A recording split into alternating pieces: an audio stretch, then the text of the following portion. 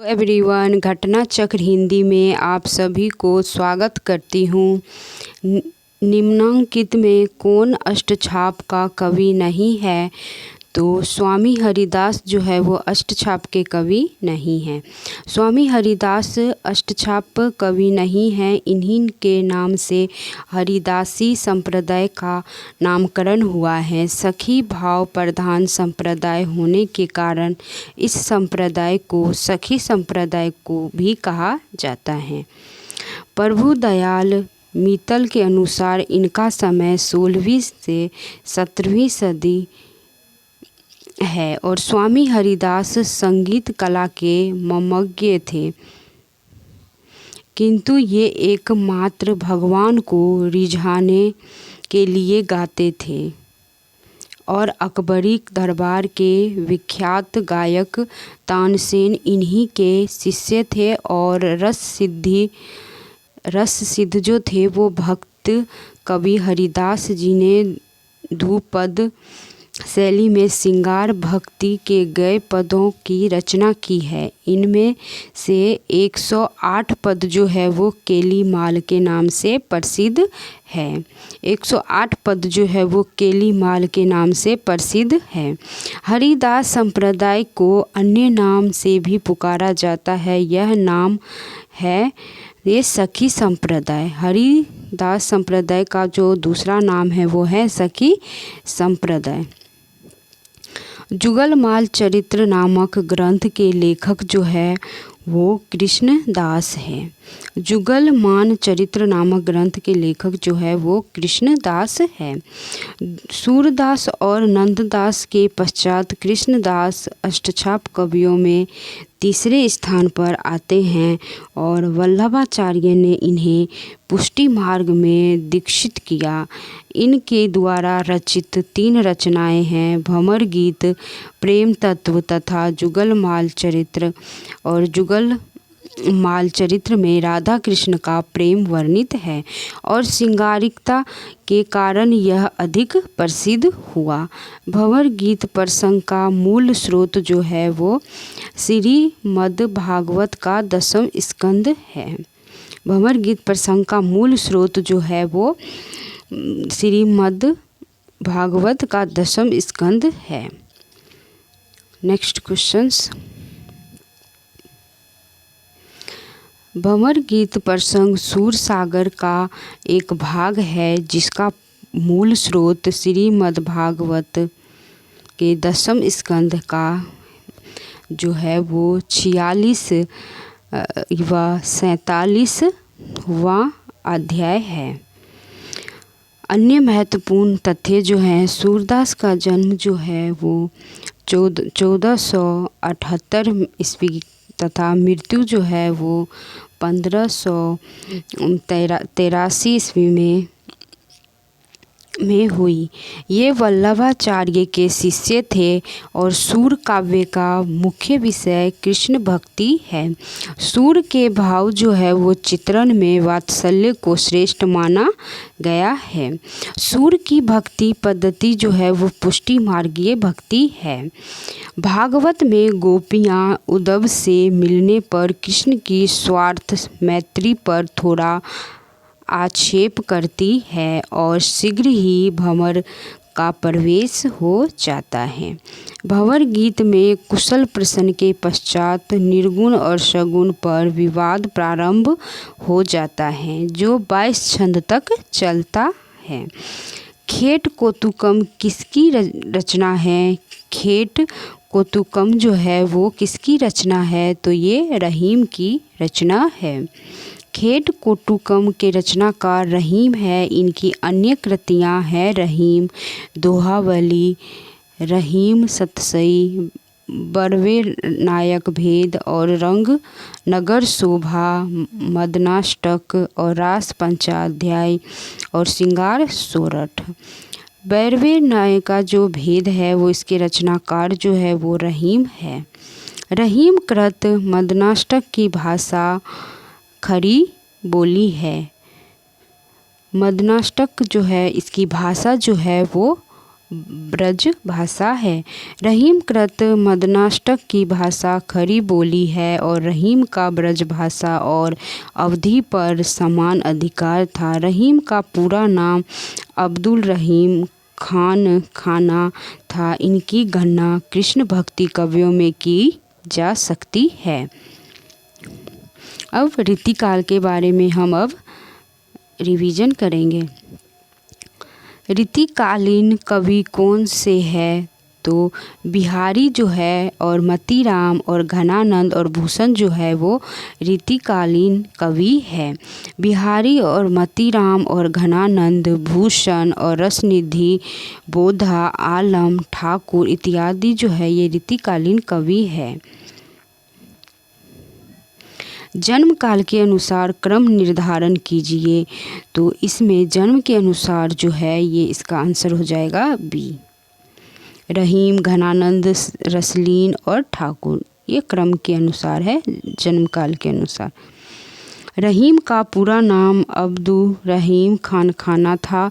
इनका जन्म 17 दिसंबर 1556 में 56 ईस्वी को लाहौर में हुआ। रहीम के पिता का नाम बैरम खान तथा माता का नाम सुल्ताना था। रीतिकाल के रीतिमुक्त काव्य धारा के प्रतिनिधि कवि घनानंद का जन्म जो है वो 1673 ईस्वी में बुलंदशहर के एक कायस्थ परिवार में हुआ था। वे दिल्ली के बादशाह मोहम्मद शाह के मीर मुंशी थे। 1760 ईस्वी में इनकी हत्या कर दी गई।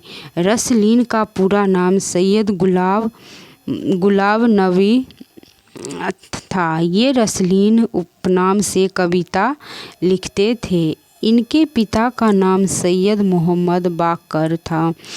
रसलीन का जन्म जो है वो 1689 ईस्वी में माना जाता है। इनकी मृत्यु जो है वो 1750 ईस्वी में हुई थी। ठाकुर का पूरा नाम लाला ठाकुर दास था। इनका जन्म जो है वो 1766 ईस्वी में ओरछा में हुआ था। इनके पिता का नाम गुलाब राय था और जन्म काल के अनुसार क्रम निर्धारण का विकल्प जो है वो भी सही है। रीतिकाल की सर्वाधिक व्यापक प्रवृत्ति जो है वो नायक भेद और श्रृंगार रस विवेचन है। रीतिकाल में रस विवेचन के संदर्भ में नायक नायिका भेद का विवेचन मतीराम, तोष, रसलीन प्रभृति इत्यादि अनेक कवियों ने किया है। इस काल की सर्वाधिक व्यापक प्रवृत्ति नायिका भेद और श्रृंगार रस विवेचन रहा है। रीतिकाल की विशेषताओं के संदर्भ में निम्नलिखित में से एक विशेषता गलत है तो उस विशेषता का चयन करना है। गलत विशेषता को चयन करना है तो ये इसका आंसर हो जाएगा सी। रीतिकाल में प्रकृति का आलंबन रूप में वर्णन नहीं हुआ है। ये जो है रीतिकाल की विशेषता गलत है। रीतिकाल में स्वतंत्र और आलंबन रूप में प्रकृति चित्रण बहुत कम हुआ है। रीतिकाल की अन्य विशेषताएं इस प्रकार है। लक्षण ग्रंथों का निर्माण, श्रृंगार चित्रण, वीर और भक्ति काव्य, नीति काव्य, ब्रज भाषा का उत्कृष्ट अलंकारिकता और काव्य रूप है। रीतिकालीन काव्यों की काव्य भाषा क्या थी? तो ब्रज भाषा थी। रीतिकालीन कवियों की काव्य भाषा के रूप में ब्रज भाषा के विकास में घनानंद, बिहारी, मतीराम, पधाकर, भिखारी दास का नाम उल्लेखनीय है और भिखारी दास ने तो यह मिथ तोड़ा कि ब्रज भाषा में रचना के लिए ब्रज में रहना अनिवार्य है। ब्रज भाषा हेतु ब्रजवास ही न अनुमानो, ऐसे ऐसे कवीन की बानी हूँ सो जानियो। ये किसने लिखा है? तो ये भिखारी दास ने लिखा है। अन्य महत्वपूर्ण जो तथ्य है, पधाकर की भाषा में सब प्रकार की भाषिक शक्तियों पर कवि का अधिकार दिखाई पड़ता है। आचार्य शुक्ल के शब्दों में कहीं तो इनकी भाषा सिंहद और मधुर पद्मावली द्वारा एक सजीव भाव भरी प्रेम मूर्ति खड़ी करती है। कहीं भाव या रस की धारा बहती है तो कहीं अनुप्रासों की झनकार उत्पन्न होती है। कहीं वीरदर्प से शुद्ध वाहिनी के समान अकरती हुई चलती है और कहीं प्रशांत सरोवर के समान स्थिर और गंभीर होकर मनुष्य जीवन की विभ्रांति की छाया दिखाती है। सारांश यह है कि इसकी भाषा में वह अनेक रूपता है जो एक बड़े कवि में होनी चाहिए। भाषा की ऐसी अनेक रूपता गोस्वामी तुलसीदास में दिखाई पड़ती है। भाषा की ऐसी अनेक रूपता गोस्वामी तुलसीदास में दिखाई पड़ती है। रीति युगीन जो है कवियों का सर्वाधिक प्रिय छंद रहा है। तो रीति युगीन कवियों का सर्वाधिक प्रिय छंद जो है वो सवैया जो है वो छंद है।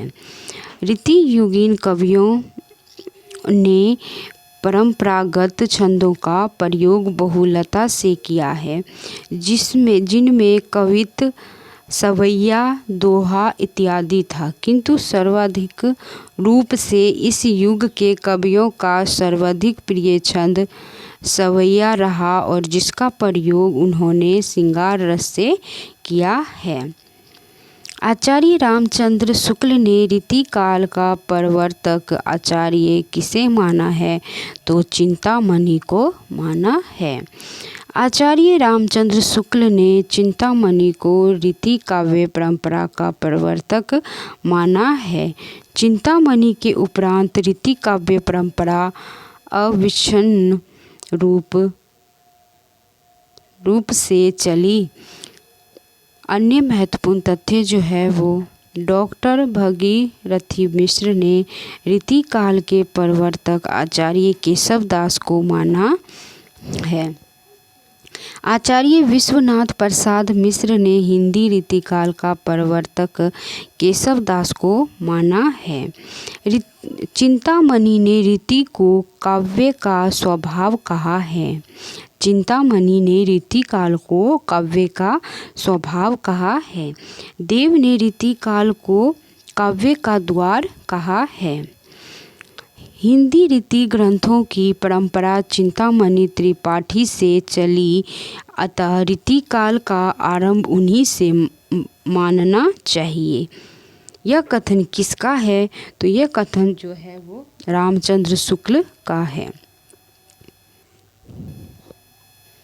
हिंदी रीति ग्रंथों की परंपरा चिंतामणि त्रिपाठी से चली, अतः रीति काल का आरंभ उन्हीं से मानना चाहिए। उन्होंने संवत 1700 के कुछ आगे पीछे काव्य विवेक, कविकुल कल्पतरु और काव्य प्रकाश ये 3 ग्रंथ लिखकर काव्य के सब अंगों का पूरा निरूपण किया और पिंगल या छंद शास्त्र पर भी एक पुस्तक लिखी। रीति काल का समय जो है वो है 1700 से 1900 तक। आचार्य शुक्ल के ने रीति काल की समय अवधि 200 वर्ष मानते हुए उसकी सीमा 1700 से 1900 अर्थात 1643 से 1843 ईस्वी ही माना है। डॉक्टर गणपति चंद्र गुप्त द्वारा डॉक्टर अवस्थी और रामरतन भटनागर और रमाशंकर शुक्ल रसाल और राम खिलावन पांडे आदि रीतिकाल का आरंभ 1600 ईस्वी से ही मानते हैं। 1600 से ही मानते हैं। आचार्य रामचंद्र शुक्ल ने उत्तर मध्यकाल को क्या नाम दिया है? तो रीतिकाल नाम दिया है। हिंदी साहित्य का उत्तर मध्यकाल लगभग 1643 से 1843 को आचार्य रामचंद्र शुक्ल ने रीतिकाल कहा है। रीतिकाल को श्रृंगार काल कहा है तो विश्वनाथ मिश्र ने रीतिकाल को श्रृंगार काल कहा है। रीतिकाल के नामकरण को लेकर विद्वानों में पर्याप्त मतभेद रहा है। आचार्य रामचंद्र शुक्ल ने इस युग में रीति ग्रंथों की बहुलता देखकर ही इसे रीतिकाल का नाम दिया। मिश्र बंधुओं ने इसे अलकृत काल की संज्ञा दी है और रमाशंकर शुक्ल रसाल ने इसे कला काल तथा आदि काल को जय काल कहकर संबोधित किया है। इस काल का सबसे अधिक सार्थक नाम आचार्य विश्वनाथ प्रसाद मिश्र और डॉक्टर राजनाथ शर्मा और डॉक्टर जय किशन प्रसाद खंडेवाल प्रभृति की दृष्टि में श्रृंगार काल है। हिंदी साहित्य में रीतिकाल को श्रृंगार काल कहा है तो विश्वनाथ प्रसाद मिश्र ने। Thank you so much video देखने के लिए। अगर चैनल को सब्सक्राइब नहीं करे हो तो प्लीज़ सब्सक्राइब करें चैनल को, और ये वीडियो जो है ये बहुत ही यूज़फुल है। Thank you so much video देखने के लिए।